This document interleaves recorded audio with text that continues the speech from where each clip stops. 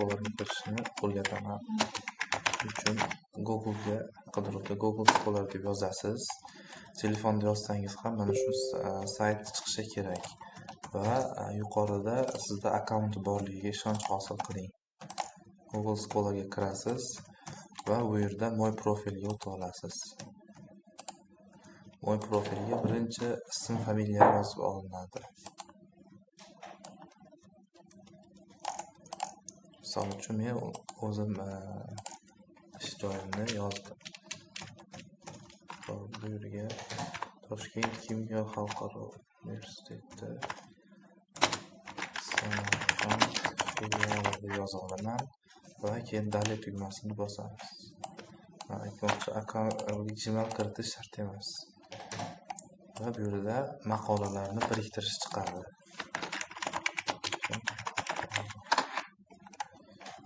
Chiqqan maqolalarni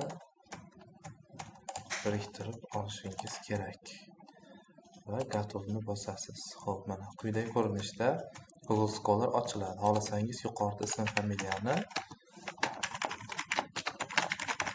o'zgartirib ham olishingiz mumkin.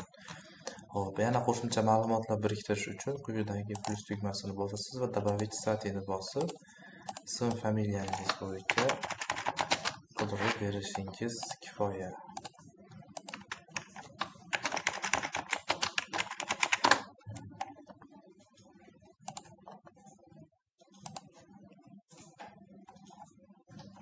Va uni qo'shasiz.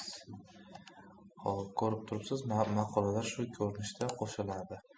Xo'p, endi ulardan hash indekslarni oshirish uchun iqtibos olishni o'rgataman. Bu yerda qo'shilgan maqolalarni ustiga bosasiz, misol uchun bunday va mana bu yerda yana maqola nomiga bosib shu joyga kelib olasiz va e'tibor bilan o'qiysiz. O'sha maqolaga ishonch hosil qilib, sitировать tugmasini bosib, APA tugmasini ustiga bitta bosasiz. U ko'k rangli fon olgandan keyin o'ng tugmani bosib kopировать qilasiz.